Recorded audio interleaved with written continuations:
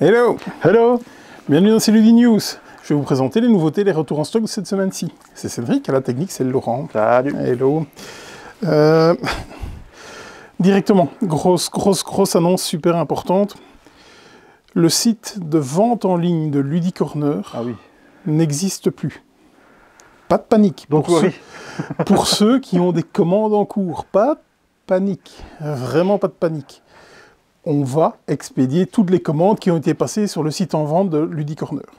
Il a disparu volontairement quand même. Il a disparu volontairement, bien évidemment. C'est pas un problème technique ou quoi que ce soit. Pourquoi? Parce qu'à un moment donné, quand on travaille 70-80 heures par semaine, ça va qu'un temps. Et donc il faut faire des choix. Et ce choix-là a été fait tout simplement. À la base, il ne devait jamais avoir de site de vente en ligne de Ludicorner. Il y en a eu un pour des raisons marketing. Voilà, on avait demandé une audit marketing. Il fallait absolument avoir un site de vente en ligne. On n'était pas d'accord parce que vous savez que Ludicorner est le magasin physique de Golden Meeple.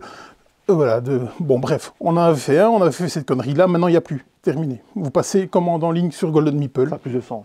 Aucun problème, on a même inclus le point retrait de chez Ludicorner. Voilà, c'est encore mieux pour vous. Et c'est tout bénef même. Hein. C'est même tout bénef, clairement. Donc maintenant, vraiment, si vous avez une commande en cours sur Ludicorner, vraiment aucun problème là-dessus. Les choses vont suivre son cours, vous aurez votre commande, ça c'est sûr et certain. Voilà. C'était la grosse annonce. On a encore des annonces à faire, ça concerne des imports et les jeux de pli, vous avez l'habitude, fin de vidéo. Allez, on commence tout de suite avec Marvel Champions, donc un nouveau deck, c'est Iceman, dans l'univers de Marvel Champions. Ouais. Ça va être une belle vidéo. Heureusement qu'il n'y a pas grand-chose. Hein, oui, on a été occupé sur d'autres choses dont on parlera à la fin, d'ailleurs. Celtae, qu'est-ce qui nous a fait ça, s'il te plaît? Orlando Sa. C'est Orlando Sa qui nous a fait, entre autres... je reviens plus sur le nom, mais c'est noté chez toi. Oui, Pessoa. Pessoa. Je t'attendais à faire travailler un petit peu ta mémoire. Voilà, c'est Pessoa. Et Neotopia. Et Neotopia aussi. Pessoa qui avait été localisé chez Geek Attitude Game. Ouais. Donc, alors là, je ne vais pas pouvoir t'aider parce que j'avais lu les règles au moment d'Essen, puisque c'était une sortie Essen. Ça avait l'air pas trop mal. Effectivement, mais je n'ai absolument plus aucun souvenir parce que je n'avais pas acheté et je n'ai pas joué. Oui. Alors, de ce que j'ai vu dans une vidéo qui passait comme ça pendant que je faisais 1000 trucs, on va se déplacer dans différents lieux et à un moment donné, on va pouvoir changer des personnages qui vont nous donner certains pouvoirs, vont nous permettre de faire certaines actions. Et c'est à peu près tout ce que je vais savoir en dire. C'est une catastrophe. Mais ça va l'air un cran au-dessus de ce qu'il propose d'habitude Orlando Sa en termes. Pourtant, il est dans la catégorie intermédiaire. Donc généralement, il est là-dedans, lui. Oui, mais j'ai l'impression que c'était quand même un tout petit peu plus gamer. Maintenant, on n'est pas dans l'expert du tout. Hein, je sais pas ce que je suis en train de dire. Mais ça va l'air un peu plus gamer et la couve est pour un demi-co. Je ne m'abuse. La couve, moi, je la trouve particulièrement réussie. Elle attire l'œil hein, quand on a ça. Parti pris, il n'y a pas de tissu, il n'y a rien du tout. Moi, je trouve que c'est couillu et j'aime beaucoup. Rien que pour ça, j'avais envie de le prendre. C'est un label Matago Expert. Bon, à l'instar de Yellow Expert. Oui, si Matago Expert commence à mettre de l'expert sur du 10+, on va jamais s'en sortir. Hein. C'est relatif. Hein. De toute façon, expert, c'est... Oui, c'est relatif. Hein, c'est très subjectif de toute façon. Enfin, bon, allez. Si on compare avec ce qu'on appelle vraiment des jeux experts, je pense pas qu'on y soit.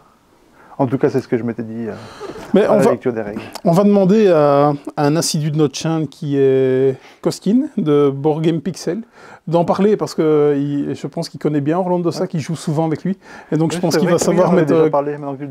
il va savoir mettre quelques commentaires là-dessus. Donc, Koskin, vas-y, comble notre inculture.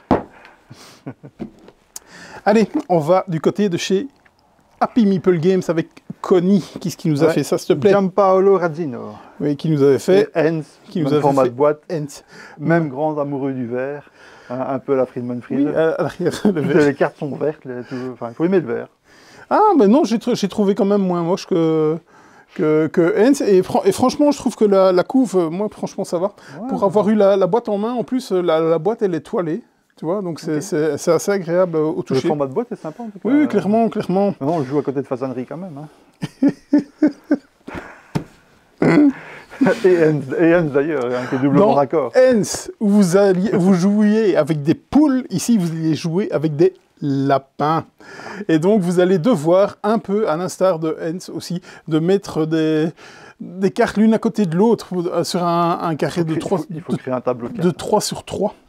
Mais j'ai joué ce matin, je me dis, bon, Hens, ça allait, c'était cool, c'était tranquille. C'était quand même un peu tordu, Hens, de mémoire. Et bien celui-ci, oh la vache quoi! T'es obligé d'être adjacent, mais les lapins, ces lapins-là, ben, si tu veux marquer des points, tu peux pas avoir des lapins gris dans ta ligne ou dans ta colonne, tu peux pas avoir des lapins roses et tout, faut payer en ressources, faut échanger. Oh le truc! Et franchement, j'ai fait un demi-tour au matin, je me dis, oh, c'est génial ce truc. Franchement, ouais, c'est rotor à mort, mais vraiment. Oh là là, et à mon avis, la courbe de progression elle doit être terrible dans celui-là. Franchement, ça a l'air de rien. C'est un cran en dessus de Hens. Ouais, parce que Hens, c'était quand même un peu tordu. Hein. Je dis pas que c'est compliqué. Oui, mais il y avait le tirage de cartes qui était quand même vachement prépondérant, même si c'était fort sympa. Hein. Hens, il avait un petit côté d'un jeu que j'aime beaucoup, c'était Arboretum, par exemple. Ouais, et donc, quand j'ai joué à Hens, je me suis dit, ouh, c'est plutôt cool. Ouais. Et ici, on est quand même un cran au-dessus, parce que ce lapin-là va à côté de celui-là pour marquer des points. Donc, oh putain. Ah, c'est vrai que maintenant que tu dis, la comparaison est vraiment bonne avec Arboretum. On continue chez Happy Meeple Games. First in Flight. Qu'est-ce qui nous a fait ça? First in Flight. In. Ah, t'as marqué. Oui, c'est pour ça que je ne le trouvais pas. Ah, ok. First in Flight. Tu m'enduis d'erreur. Oui. Mathieu O'Malley, Ben Rosset. Oui. Qui ont fait Fromage, qui va bientôt arriver, Between Two Cities, aussi à la recherche de la planète X. Oui. Ou Brewcrafter, qui était un chouette jeu, avec une petite inspiration agricole. J'ai eu l'explication ce matin, là aussi. C'est assez confus dans ma tête. Donc vous allez avoir un aviateur qui va avoir un certain pouvoir. Donc le but est d'essayer de voler le plus loin possible. C'est un peu sur le... pousse sa chance. Tout simplement. Avec une rondelle. Le plateau, en fait, c'est une rondelle.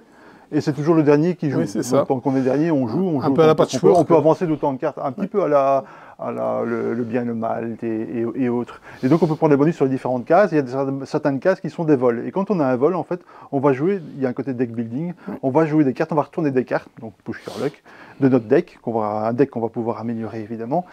Et on va essayer de faire le vol le plus long. Le vol le plus long va nous permettre de marquer des points. C'est ça. Et par contre, il y a des cartes il faut jouer une carte descente à un certain moment.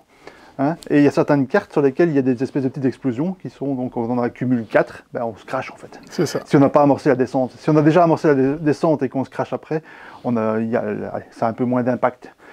Et donc on va essayer de faire comme ça le vol le plus long avant de se cracher éventuellement. Hein. C'est les prémices de l'aviation, quand on voit les fous du...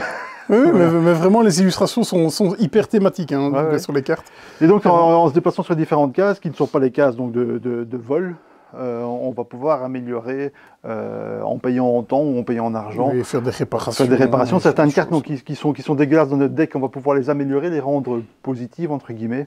Il y a des petites cartes pouvoir, des assistants, etc. Ça n'a pas l'air si mal que ça. Moi, il était passé un petit peu sous mes radars.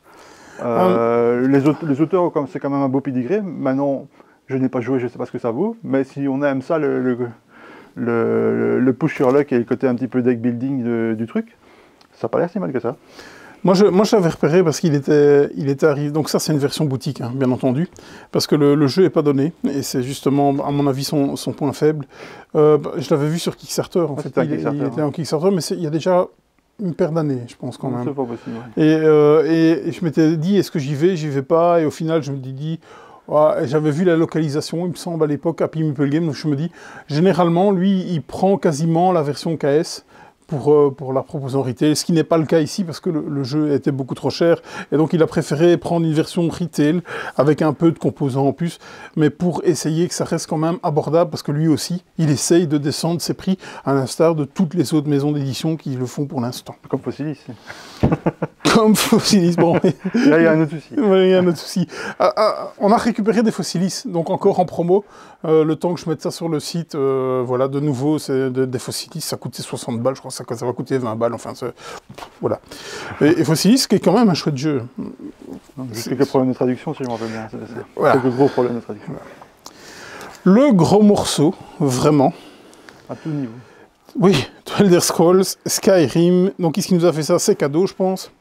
Oui, sur une pas mal. Hein. Javier Andrés Caburasi, Juan Erinique, Stefano Guerrero et Rob Harris. Voilà, il fallait bien se mettre à blinder pour faire ce mastodonte. C'est l'adaptation du jeu vidéo. C'est l'adaptation du jeu vidéo. Donc je m'étais dit, je vais regarder un petit peu une vidéo règle de comment ça se passe. Non. Non, non, je vais pas regarder une vidéo règle, sinon il me faut juste 2 semaines pour savoir préparer le jeu. Donc j'ai quand même lu un peu tout ce qui se passait là-dedans. Vous allez donc explorer, combattre, vous allez dans les donjons, c'est un coopératif évidemment. Il y a 2 campagnes, je pense, de 25 scénarios, ou 25 scénarios en tout, bon. Il y a 2 campagnes dedans, et voilà, c'est... Ça suit un peu la même trame, je suppose, que le jeu vidéo. Hein. Ah, bah, j'espère bien que c'est... Et donc... voilà, cette boîte est déjà... Je sais pour qui elle est, cette boîte. Ouais, c'est vrai que... Moi, je ne me suis pas intéressé parce que c'est tellement pas mon type de jeu. Ouais, Moi, je suis même pas bon pour juger, pour donner un avis ou quoi que ce soit, parce que ça me passe tellement au-dessus de la tête. Bah, c'est une boîte qui coûte un bras, et au final, bah, y a plein de trucs dessus. C'est un public. Oui, bien sûr, évidemment. Celle-ci qui a encore failli être oubliée, parce que la semaine passée, elle était arrivée au dernier moment, on ne l'avait pas mis sur la table. Ici, on a encore failli pas la mettre sur la table. Et donc, bien entendu, est-ce qu'on a préparé? Ben non, bien sûr que non, on n'a pas préparé. C'est Let's Go to Japan qui est là. Donc, qui est-ce qui nous a fait ça? Ben, t'en sais rien, parce que c'est même pas sur ta feuille. Ben, c'est à moi de le lire, du coup. C'était de mémoire. Josh Wood. Josh Wood, c'est juste. Exactement, je suis pas sûr qu'il ait fait grand chose. Ah, je sais pas, du coup, comme on l'a pas préparé. Je sais gros succès sur le sais, oui. Gros succès, donc ça c'est la version boutique évidemment. Donc oui, gros succès sur Kickstarter. Et en plus, quand il est arrivé même en boutique, il a fait. On en parle quand même un petit peu. Hein. Donc Let's Go to Japan, et je pense qu'il y a une localisation prévue Q3 ou Q4, quelque chose comme ça. On en a quand même pas mal parlé. Hein. C'est un jeu un peu feel good. Oui. Si je me rappelle bien, c'est un gars qui devait à la base faire un voyage au Japon.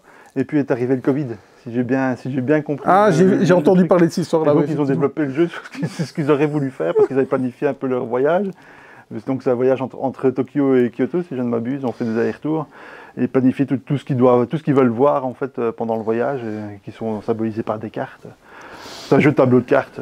Ouais, du draft, je pense. C'est good apparemment. Je crois qu'il y a du draft dedans, un truc comme ça. C'est fort possible. Ouais. Bon, ben, on va faire appel à un deuxième ami, Guy. Est-ce que tu veux bien nous faire combler notre inculture et nous mettre ça en commentaire en disant... Apparemment, Guy l'aime beaucoup. Oui, j'ai vu qu'il l'avait beaucoup joué. Donc, il est là. On va du côté des imports, avec un import de chez Allplay. On n'avait pas encore parlé de lui. On n'avait pas encore parlé de lui. Trop de Desserts. Donc, qui est-ce qui nous a fait ça? Le docteur. Le docteur. Voilà, ça raconte quoi? J'ai pas regardé parce que je suis sûr que tu étais chaud dessus. Ah oui, bah, c'est un classique, hein. C'est un jeu qui existe fin des années 90, Trou de Désert, non? Donc c'est une réédition. En fait, la boîte de base que tu tiens en main, c'est le jeu original. Donc il n'y a pas de changement, si ce n'est au niveau de l'édition, évidemment, l'esthétique, etc. Il n'y a pas de changement.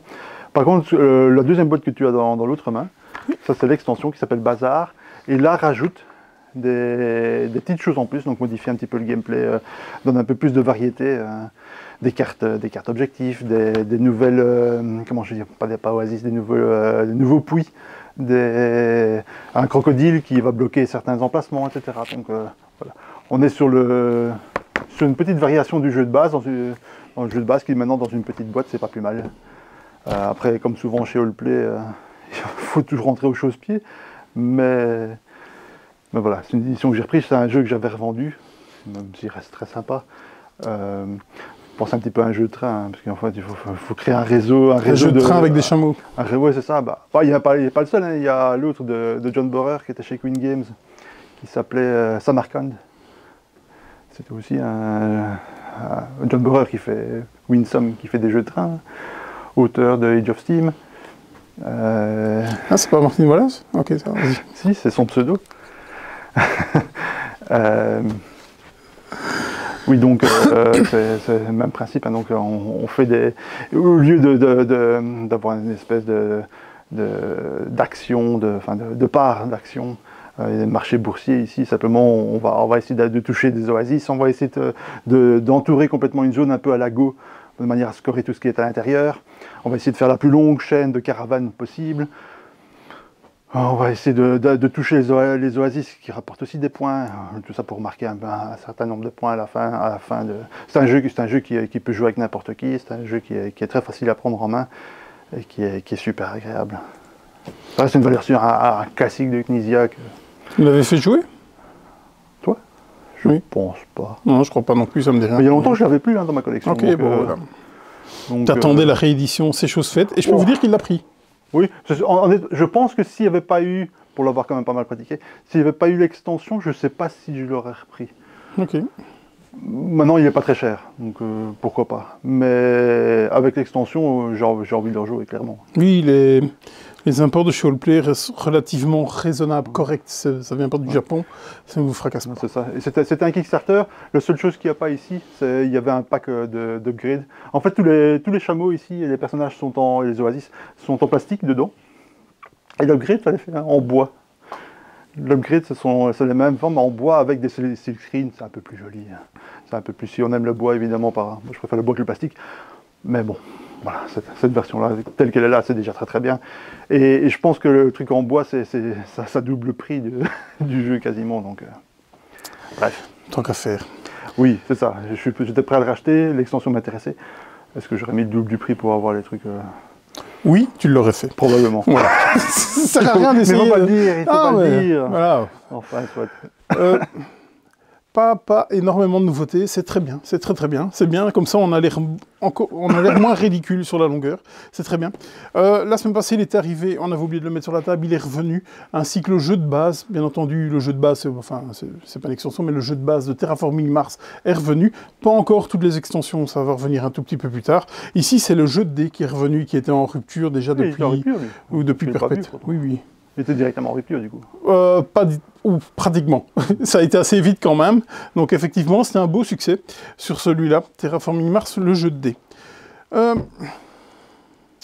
En retour aussi, au niveau des imports, on a reçu, bien entendu, comme on a fait venir de chez Allplay, on a demandé des Bacon, de nouveau, et des Lunars. Donc Bacon et Lunar on avait encore en stock Pice et Mori, qui étaient les deux. Pice et Mori, on avait les deux autres, effectivement, en stock. Laissez-moi le temps, à mon avis, quand vous regarderez la vidéo, j'aurais mis à jour mon stock. Ouais, donc Lunar, un jeu de pli 2 contre 2. Bacon, un jeu de shading qui peut jouer un petit peu dans l'esprit de Haggis en simplifié, et on peut jouer à plus grand nombre. C'est bon, place aux petites annonces. Ce soir, magasin, soirée jeu.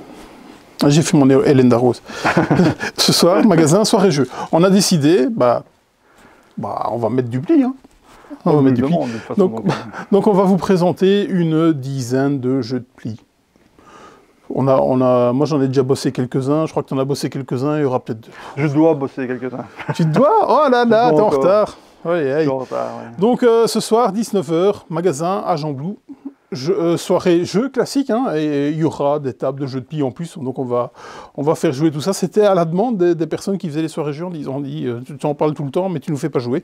Eh bien ce sera chose faite. Je salue Chauffret qui regarde toutes nos vidéos et c'est lui qui nous dit hey, jeux de pli. Ok, jeux de pli, on va faire ça. Grosse annonce. Donc on se spécialise de plus en plus dans les imports et les jeux de pli. Il y a Discord aussi. Il y a le Discord. Okay. Bon, alors on va parler du Discord. On avait dit, on était parti vite sur Messenger pour essayer de faire ça. Et au final, le Messenger, c'est absolument pas convivial et tout ce qu'il faut faire. Donc, on a lancé le Discord. Donc, pour le moment, voilà, on n'a pas encore trop propagé l'adresse du Discord. Le Discord, ce sera Golden Meeple, bien entendu. Parce que, en tant que bon vieux con qu'on est, on ne sait pas trop comment ça fonctionne. Donc, on va essayer de regarder un petit peu, d'essuyer un peu les plâtres avant de vraiment faire une grosse diffusion. On a quand même maintenant là. Oui, on a potassé le sujet. Oui, oui. On est plus ou moins sûr de ce qu'on a fait, mais on aimerait quand même bien le mettre un petit peu à l'épreuve des balles avant de propager complètement. C'est ça. Et on a mis des modérateurs super violents que vous retrouvez sur la communauté des ludistes qui sont... Tu as un pote de travers et... Salut Romain. Donc, qui sera aussi modérateur sur le Discord de Golden Meeple. Non, ce que je voulais dire, avant qu'on me dise non, non, dis ça. C'est pour le faire dans l'ordre. C'est pour le faire dans l'ordre. Eh bien, on a passé encore une commande au Japon. Donc, laissez-nous 2-3 semaines avant que ça arrive jusqu'ici. Dédouanement, machin, bazar. On a encore trouvé 2-3 nouvelles petites pépites qu'on voudrait rajouter à la commande avant de l'envoyer. Voilà, on est en train de recentraliser. Donc, tout arrive au même endroit avant de l'expédier. Il y a bien des jeux qu'on avait déjà commandés au Tokyo Game Market qui étaient partis tout de suite, vraiment tout de suite. On a fait revenir, on a investigué sur d'autres choses, donc il va y avoir d'autres trucs, vous verrez. Le Discord sera votre ami à ce moment-là et on vous tiendra au courant de l'évolution. Pour le moment, ne m'envoyez pas des mails et ainsi de suite. Je verrai quand j'aurai la facture finale, qu'est-ce qu'on aura. Et voilà. Parce que c'est toujours une surprise, parce qu'on a beau commander à une certaine quantité, on n'est jamais sûr de ce qu'on va avoir, et en général, on a nettement moins que ce qu'on commande. C'est ça, et comment ils vous disent, donc vous commandez, il n'y a pas de problème, vous êtes débité et tout, vous en commandez 50, au final, tu en as 2. C'est arrivé. Voilà, et ils te remboursent 48 du coup, ouais, ok, c'est bon, vas-y, fais ça du coup. Voilà, on va arrêter de radoter pour radoter. Qu'est-ce que j'ai mis dans les préco, les caisses et machin? En préco, tu as mis Esdras et Néhémie. Oui, Esdras et Nehemiah en anglais. C'est ça, donc le prochain... Garfield Games, c'est McDonald's C'est McDonald Philips, hein, il me semble, oui. Ouais. Alors, je suis chaud bouillant. Hein. C'est lourd. J'avais pas, parce qu'à l'époque j'étais un petit peu raqué, j'avais pas fait le KS, je regrette un petit peu. J'ai essayé déjà de le racheter 2 fois, j'ai fait 2 fois des propositions sur BGG, je suis toujours bredouille. Donc, maintenant généralement, les versions Pixie sont fort proches de ce qu'ils sont KS. Oui, mais rien que déjà, Esdras et Néhémie... Ok.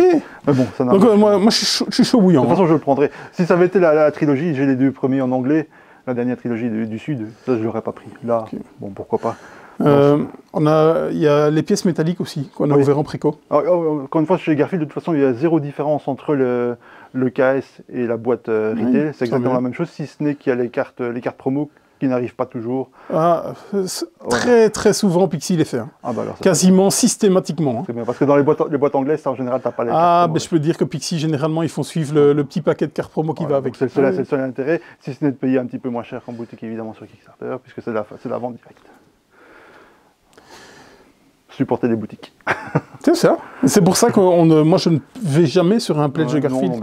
Jamais, parce que ils le disent de toute façon, ils le disent même pas. Les VF arrivent généralement dans la foulée, il ne faut pas attendre trop longtemps. Pixie prend généralement tout ce qui a été fait sur KS. Donc non, c'est très bien. Je dis que c'est moins cher à la base. Quand on rajoute la TVA et les frais de port, ça revient toujours plus ou moins au même, on va dire. Même s'ils ne sont pas très gourmands pour ça chez Garfield. Généralement, les Garfield Games sont très abordables en termes de prix. Ouais, tout à fait. Et Pixie reste correct là-dessus, donc vraiment chapeau pour leur travail qu'ils font là. Ouais, pour ça, il n'y a pas à dire. Autre chose, Yokohama Deluxe. Oui, j'avais ouvert... Plus le pack Deluxe. Plus le pack Deluxe. Ils ont eu la bonne idée quand même de vendre le pack Deluxe à part. Pour ceux qui avaient l'ancienne version du Yokohama. Voilà, parce que c'est compatible, évidemment. Et pour les glands comme moi qui ont tout deluxifié, voilà, ça ne servira pas. Moi aussi j'ai la Deluxe. Yokohama... Personnellement, j'adore ce jeu, j'adore l'auteur. Donc c'est la réédition qui revient, avec une boîte, avec un visuel de boîte qui est certainement avant la version Pixie, enfin bref, un truc comme ça. On avait ouvert les précos pour la VO, là maintenant on vient d'ouvrir les précos pour la VF, et comme Laurent l'a dit, il y aura le pack d'upgrade de luxe à part, bien entendu. C'est Synapse ou un truc comme ça, je sais plus. Synapse Games, oui, c'est ça, qui est dessus. Mais là où franchement je dis bravo, c'est de proposer ce pack d'upgrade à côté. Oui, clairement. Et pas lié au jeu, pas faire une version avec et une version sans. Oui, c'est très bien. Parce que ça fait vraiment, cool. Les gens ne sont pas obligés de revendre, parce qu'il y a beaucoup d'éditeurs, je pense, auraient fait ça et auraient obligé les gens à revendre le retail pour acheter la Deluxe. Oui, c'est super cool, c'est bien de le souligner, vraiment c'est cool. C'est clair. Et en KS, tu as noté rien de moins que Yokai Septet, sans doute un des meilleurs jeux de pli. Oui, on va pas crier trop fort. On l'a. Fin de vidéo. Voilà, donc l'extension de Yokai l'extension, le Pocket ou je sais pas quoi. C'est la version Pocket. C'est la version Pocket de Yokai Septet. Ouais. Même si Yokai Septet a été annoncé en version française par Matago. Ouais. En même temps que Savage Ball. En même temps que Savage Ball. Qui l'eût cru, à force de pousser. Voilà. Oh, on n'a rien à voir là-dedans. Mais j'ai peur, apparemment ils vont changer Le look, moi j'adorais le look et l'édition de Savage Ball. On verra. Ça Mais reste- Matago, il faut s'attendre à tout de toute façon. Hein. Oui, oui. Ça, de toute façon, Savage Ball reste notre target absolu. De toute façon. Mais c'est Matago ou pas Matago. C'est sans doute mon jeu le plus préféré. Hein. Et je pense que je suis pas le seul. Donc on aura le KS de Yokai Septet. Voilà, ça c'est fait. On a aussi eu confirmation. Donc, Là. Pocket. On a eu aussi confirmation juste avant de tourner, de commencer à tourner. Mark Swanson nous a répondu. Donc Mark Swanson, c'est le génialissime auteur du génialissime Feudum. Certainement un des meilleurs jeux de la Terre, juste derrière Zombicide. C'est marrant parce que c'est pas à la base vraiment un jeu pour toi. Eh ben, ces deux-là ne sont pas pour moi. Du coup, voilà. Pourquoi il est extraterrestre à tout niveau. Voilà. Et donc moi je suis méga fan, super fan. Et donc il nous a confirmé, parce qu'il nous avait déjà confirmé qu'on pouvait avoir les boîtes, donc on s'était engagé là-dessus sur les boîtes. Il nous a confirmé qu'on pourrait tout avoir. Tous les add-ons. Tous les add-ons. Vous me verrez bientôt avec les chaussettes de Feudum. S'il y a ma taille, je prends les chaussettes de Feudum. Moi, j'irai quand même pas jusque-là. Ah. Je vais me faire avoir. Hein. Je vais me faire avoir évidemment avec les inserts. Il y a même le playmat au départ, il avait dit qu'il n'y aurait pas de playmat parce qu'il n'était pas satisfait de la qualité d'impression, la précision de. Parce que c'est vrai qu'il y a des petites choses écrites en tout petit. Et il en fait quand même un manifestement plus grand que l'original. Donc ça aussi, forcément, on va devoir y aller. Hein. Les inserts de Game 13. Il vient juste de dire qu'il ne se ferait pas avoir. On fera une vidéo avec tout ce qu'il a pledgé. D'accord? On en rediscute des chaussettes. On en rediscute. Non, les chaussettes, non, je prends pas. Non, je suis pas. Vous non. êtes témoin. Moi, je prends tout ce qui est gameplay, tout ce qui est gameplay? utilisable. Mais t'es obligé de les mettre pour jouer. Non. Oh. Non, moi, je sans chaussettes, justement. Mets des chaussettes. Vraiment, mets des chaussettes. Voilà. Ah oui, bref. C'est tout? Bon, oui, c'est une petite semaine, mais bon, très bien. Avec de belles promesses. Très bien. Je ne vais pas mettre les vidéos jusqu'à minuit. C'est très bien. Allez, parfait. À ce soir. Venez jouer au Pi. Ah oui. À bientôt. Et je serai là aussi d'ailleurs. Ouais. Bye. Salut.